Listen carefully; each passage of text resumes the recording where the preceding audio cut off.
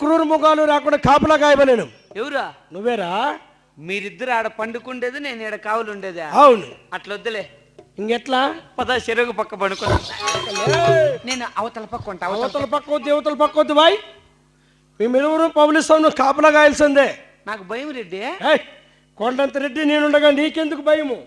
కొండంత రెడ్డి ఉంటే కొండ కింద ఎవరు మీ నాయన ఉంటాడా? నువ్వు ఉండడానికి నిన్ను పెట్టుకోండి. అది ఏంటివన్నీ వస్తే ఏం భయపడే అవసరం లే.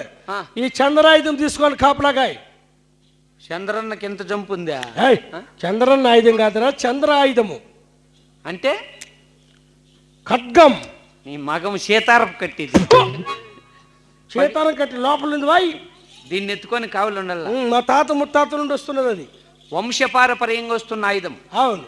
సరే, మీరు పండుకోపోండి. సరే, నువ్వు అయిపోయి నుంచి మళ్ళీ నేను నిద్ర బియ్యాకే అవసరం. మేము నిద్రపోయినాక వెళ్ళిపోయినాక మళ్ళీ నిద్రపోయినా నువ్వా?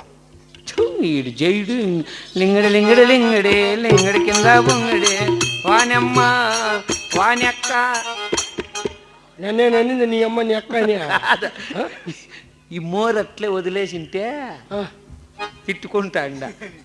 నువ్వు చేయి ఒకటి తిట్టిన అవసరం లేదు. నువ్వు ఉండేది చేసాకే నువ్వు ఉండేదే. సరే పో. నువ్వు చేసినా ఆడబిడ్డలు వద్దురా భగవంత్ అంటే ఆడబిడ్డలే గల్లంట అమ్మకు. మరి సమాజంలో ఉన్నటువంటి ఆడబిడ్డల పరిస్థితి ఏ విధంగా ఉన్నదంటే